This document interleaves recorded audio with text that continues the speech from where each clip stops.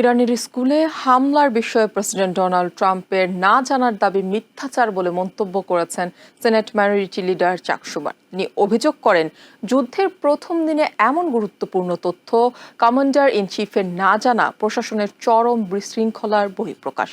অন্যদিকে সেনেটের শুনানিতে শিশুদের স্কুলে হামলা নেপথ্যে ঠিক কোথায় ভুল ছিল এমন প্রশ্নের জবাবে ইউএস ইউরোপিয়ান কমান্ডের কমান্ডার জেনারেল গ্রিন কিউইচ জানান, পূর্ণাঙ্গ তদন্ত শেষ হলেই তা নিশ্চিত হওয়া যাবে।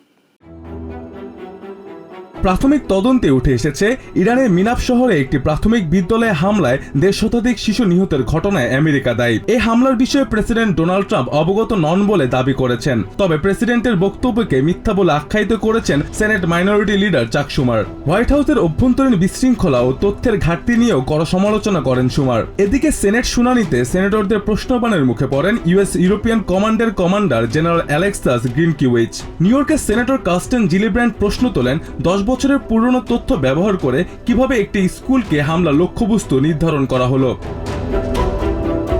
সেনেটর জিলিব্র্যান্ড প্রশ্ন তোলেন, শিশুদের স্কুলে হামলার নেপথ্যে ঠিক কোথায় ভুল ছিল। অন্যদিকে সেনেটর লিন্ডসে গ্রাহাম বরাবরের মতোই ইরানের সামরিক অভিযানের পক্ষে যুক্তি তুলে ধরেন। তেলের দাম বৃদ্ধি এবং ইরাক যুদ্ধের পুনরাবৃত্তি নিয়ে উদ্বেগের বিষয়ে গ্রাহাম বলেন, মধ্যপ্রাচ্যের এই অভিযান আমেরিকার দীর্ঘমেয়াদী নিরাপত্তার জন্যই অপরিহার্য।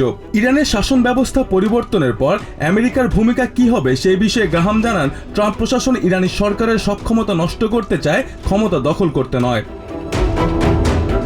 মুস্তফা আশিকিন আবির, TVN 24 নিউজ ডেস্ক।